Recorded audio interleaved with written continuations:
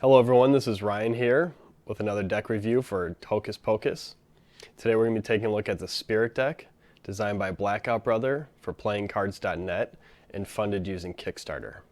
Blackout Brother is a freelance graphic designer based out of Indonesia.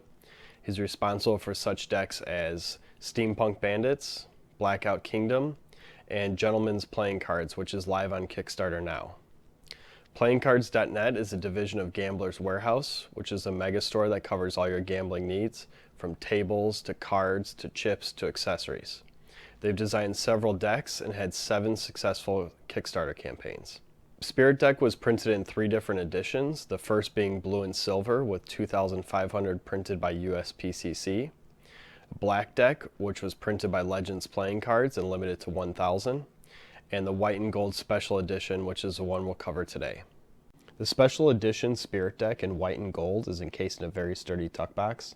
The thick stock has a waxy-like coating that adds to the durability and quality and feel of the box. The front is treated with a high relief embossing and gold foil stamping. 2 church keys cross the detailed spade pip in the center. Spirit in an artistic font is centered below the pedestal of the spade. The center image is framed in several stylistic borders, from a quilted diamond pattern to a detailed scroll work to bold lines and patterns. Both sides of the tuck case feature the same embossing and gold foil stamping. One side reads Gambler's Warehouse, Dallas, Texas, while the other side reads Air Cushion Finish, Made in the USA. The bottom of the box has playingcards.net and a barcode, again in gold foil. The top of the box uses the same font as the front, again embossed for texture and stamped in foil. The tuck flap has the diamond pattern stamped in gold and left without a seal. The side tabs have the redesigned spade pimp stamped on them, and the interior is printed with a pattern that features design cues from the box and cards, and done in a 2-tone color scheme with gold ink over white.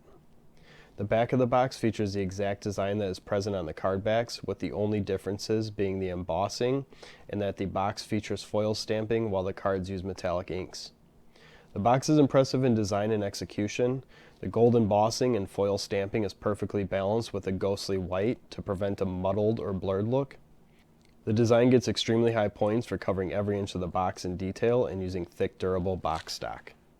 The special edition white deck was printed on bicycle stock using Air Cushion Finish. The exact number issued was not released. The card back design centers around 4 church keys positioned in cardinal directions around a scroll work wreath. The key handles are encircled in highly detailed rings with the illusion of light emanating from the centers. A rope-style border makes up a diamond shape with 2 corners shaved to provide a unique side border pattern. The top and bottom spaces are filled with smaller diamond quilted pattern and more scroll work borders. The outer edge is trimmed in a perforated block-style border with heavy corners to anchor the design. A medium thickness white border finishes out the back design and helps balance and break up the gold details. The face of the cards are treated with the same level of detail you'd expect from the card box and backs. A gold metallic ink window in the shape of an arch-like frame is separated from the edge of the card by a slightly thicker white border than the card backs. The frame has notches for the indices to reside and also features a concave design on the long edges that ties into the non-linear borders on the back. The bottom corners of the frame house a key in a bold gold rectangle. The number cards are unique in layout and feature the custom designed pips more easily seen on the aces. The ace of spades continues the tradition of being the most decorated. The crossed keys make another appearance in the center of the pip. The other 3 aces highlight the custom pips in a larger size. The core cards are not only fully custom but fully frontal in layout. You can see the full faces of all 12 courts. The weaponry remains traditional, but the dress and facial expressions have been reworked. The colors chosen fit the theme and design well. The almost maroon red fits the gold ink better than a bright red in my opinion. The male court's headwear is framed by the arch-like border, while the queen's crowns break the border and extend into the design. The background is filled with a quilted diamond pattern used on the back and the box. A sash with 2 keys divides the courts in half and extends into the white bordered edge for some nice flair. Aside from the standard 52 cards, you get a double backer, a gaff card, and 2 jokers. The 2 jokers feature a crown image over a detailed scroll-filled circle with the crossed keys. The 4 suits are represented between the handles of the keys. One joker is maroon and black, while the other is gold and black. The gaff card is a clever print, with half the card is a king and the other half is a queen. I'm sure you can create some clever effects with this simple gaff.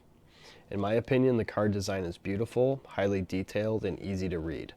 It's very easy for this level of detail to come across as muddy or too much. However, with the use of complementing colors, negative space for balance, and the appropriate use of fine line detail in combination with bold lines, allows the theme to read fluently from box to backs to faces.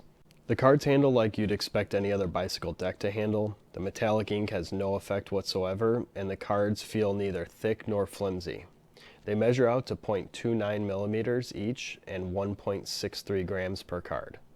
They have a very nice glide to them and makes fans and spreads easy to execute. The all-white edges and borders don't show much edge wear like a full bleed deck does, and surprisingly, after a week of solid shuffling and getting familiar with the cards, they show no edge wear, not even a little rough on the corners.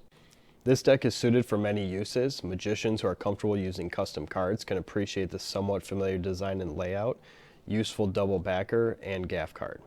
This deck has a really unique feature that I think cardists can appreciate. The same gold metallic ink on the backs is used on the faces, and when used in moves that flash the face, the upturned packet blends in with the card backs. Collectors can appreciate the three-part series and the challenge of finding the black deck if you didn't get one when backing this campaign. The box design displays well, and the shiny gold on white reads from far away. So this is another great deck from Gambler's Warehouse and Blackout Brother. The well thought out composition of the gold ink and the negative white spaces emphasizes the importance of balance and design. The box, the card backs, and the faces all hold true to the theme and feature design elements from one area to the next that carry over and tie the whole deck together. So if you don't already have this deck or you need a few extra, click over to hocus-pocus.com and pick up a few. While you're there, you could shop for some other decks by the same designer, like Blackout Kingdoms and Steampunk Bandits. Thanks for watching, and stay tuned for more reviews.